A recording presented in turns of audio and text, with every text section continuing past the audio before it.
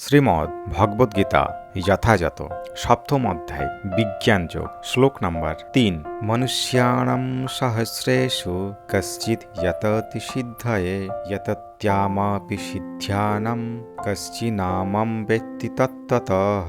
শব্দার্থ: মনুষ্যানাম মানুষের মধ্যে, সহস্রেষু হাজার হাজার, কশ্চিৎ কোনো একজন, যততি যত্ন করেন, সিদ্ধয়ে সিদ্ধি লাভের জন্য, যততাম সেই প্রকার যত্নশীল, অপি বাস্তবিকই, সিদ্ধিয়ানাম সিদ্ধদের, কশ্চিৎ কেউ, মাম আমাকে, বেত্তি জানতে পারেন, তত্ত্বতঃ স্বরূপত।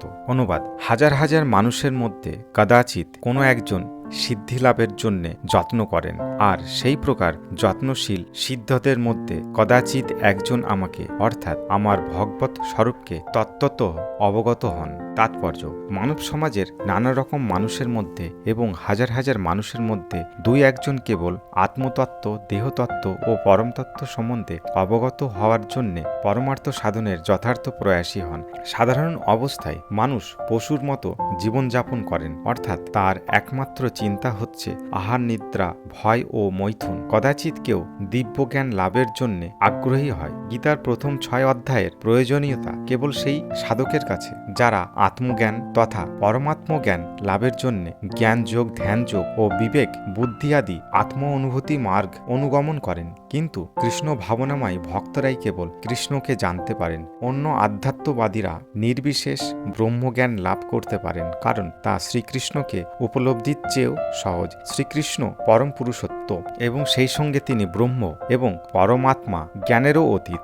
যোগীরা ও জ্ঞানীরা শ্রীকৃষ্ণকে উপলব্ধি করতে গিয়ে বিভ্রান্ত হয়ে যান। যদিও নির্বিশেষবাদীরা অগ্রগণ্য শ্রীপাদ শঙ্করাচার্য তার গীতার ভাষ্য স্বীকার করে গেছেন যে শ্রীকৃষ্ণ হচ্ছেন পরম ব্রহ্ম, স্বয়ং ভগবান, কিন্তু তবুও তার অনুগামীরা কৃষ্ণকে ভগবান বলে মানতে চান না, কারণ শ্রীকৃষ্ণকে উপলব্ধি করা খুবই দুঃসাধ্য এবং এমনকি নির্বিশেষ ব্রহ্মানুভূতি হওয়ার পরেও কৃষ্ণতত্ত্ব শুধুবদ্ধ থাকে। শ্রীকৃষ্ণ হচ্ছেন পরমেশ্বর ভগবান, সর্বকারণের কারণ, আদিপুরুষ গোবিন্দ, ঈশ্বর পরম কৃষ্ণ সচিদানন্দ বিগ্রহ, অনাদির আদি গোবিন্দ সর্বকারণ কারণম।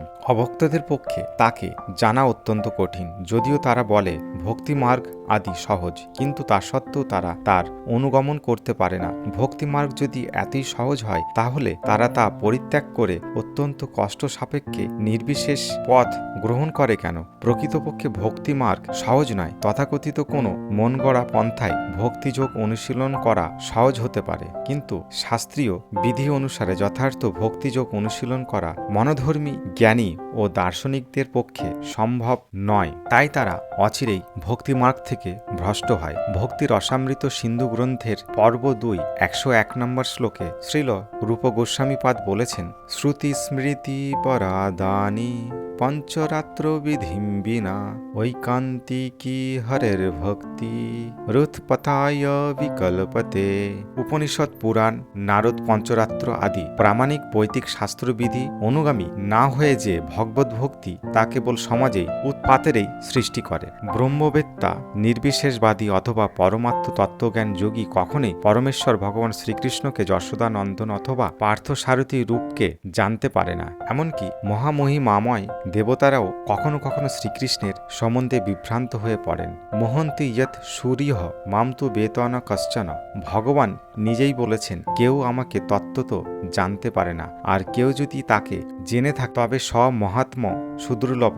এমন মহাত্মা অত্যন্ত দুর্লভ। এভাবেই ভগবত ভক্তির আশ্রয় গ্রহণ না করলে মহাপণ্ডিত অথবা দার্শনিকেরাও শ্রীকৃষ্ণকে তত্ত্বত জানতে পারে না। কেবলমাত্র শুদ্ধ ভক্তরাই কেবল শ্রীকৃষ্ণের সর্বকারণ, কারণত্ব, সর্বশক্তি, শ্রী যশ, সৌন্দর্য, জ্ঞান ও বৈরাগ্য আদি অচিন্ত চিন্ময় গুণ সম কিশ্চিনত রূপে জানেন, কারণ শ্রীকৃষ্ণ তার ভক্তদের প্রতি সর্বদাই অনুগ্রহশীল। শ্রীকৃষ্ণ হচ্ছেন ব্রহ্ম উপলব্ধির পরাকাষ্ঠ, তাই ভক্তরাই কেবল তাকে তত্ত্বত উপলব্ধি করতে পারেন। শাস্ত্রে বলা হয়েছে, অত্ত শ্রীকৃষ্ণ নামাদি না ভবেদ গ্রাহ্য মিদ্রিন্দ্রিয় সেবা উন্মুখ হি জিহ্বাদ সময়ে স্ফুরতধ।